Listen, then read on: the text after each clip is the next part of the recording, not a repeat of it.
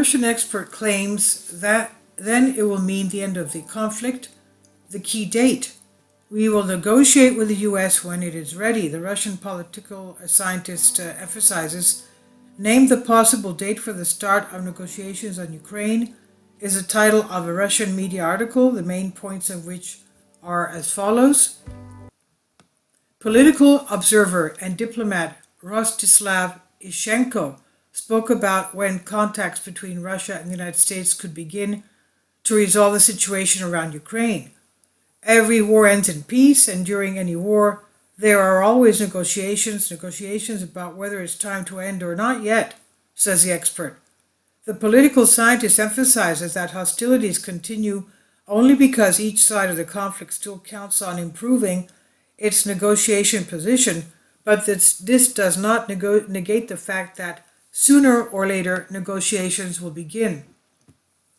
He says, today we have no doubt that we cannot dictate terms to the United States. They also have no doubt that they cannot yet dictate their terms to us, meaning Russia. No one is asking about Ukraine. We will negotiate with the U.S. when it is ready, the political scientist emphasizes. So the U.S. and Russia, he's saying, are negotiating with each other without even including Ukraine in the negotiations. Now, Rostislav Ishenko also suggested the possible date for the start of such negotiations. He said, I think that by the end of next year, all parties will come to the conclusion that further hostilities will bring nothing good but only harm, the political scientist said. God forbid, one more year, that's going to be the end. The end of what? The end of all the countries of Europe, obviously. Ishenko emphasized that the duration of hostilities depends not only on the amount of ammunition, equipment, and resources, but also on the willingness of society to suffer further losses and costs. Modern society, as the expert notes, is not ready for such a thing. Findings and conclusions. In our recent related article, we reported that at the beginning of September, the Ukrainian Foreign Minister Reznikov had sent a request to NATO for the supply of underwear sets for the armed forces of Ukraine for 200,000 military personnel. It's also known that for the further conduct of hostilities, the armed forces of Ukraine simply need Western supplies of winter uniforms, the supply of which is in progress. However, even if NATO fully exhausts its stockpiles in Europe, it is unlikely that it will be able to fully meet the needs of the armed forces of Ukraine.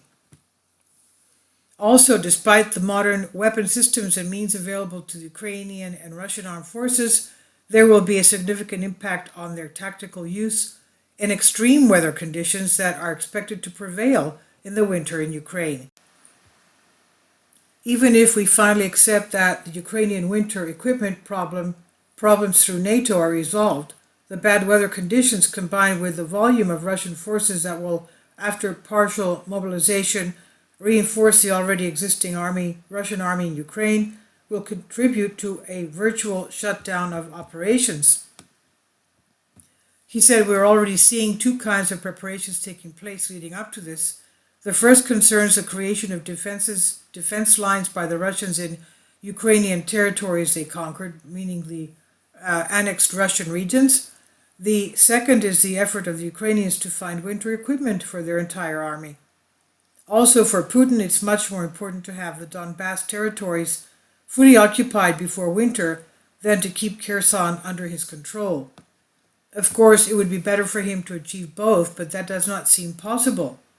It's estimated that the Russian forces in the coming days and before the arrival of winter will strike the Sumy or Chernigov with the aim of completely occupying territories of Lugansk and Donetsk, leaving the control of Kherson to Ukrainian hands. The above plan, in order to be implemented successfully, the Russian analyst says, requires the implementation of a good deception plan by the Russians, which will serve to deceive the U.S. NATO Ukrainian surveillance means regarding the concentration of Russian forces. Russia is known to have factories that make inflatable dummies of major weapon systems, which are so sophisticated that you have to get within breathing distance to tell them that they are dummies and not real.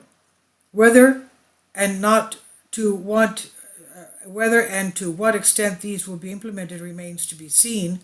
However, we are definitely seeing a shutdown of businesses in Ukraine with the arrival of winter, obviously.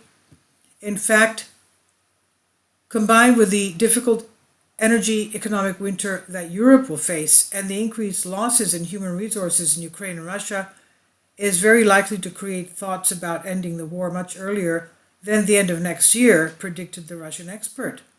This is by Pentapostagma. I've translated this for you from a Greek article. Please leave your comments and thank you for your support. Kindly support my Patreon account. The daily posts are 5 videos daily, and they are totally different from what I have on my YouTube channel. Thank you so much for your support and that you find all my content so interesting. You'll find the Patreon account details in the description box below.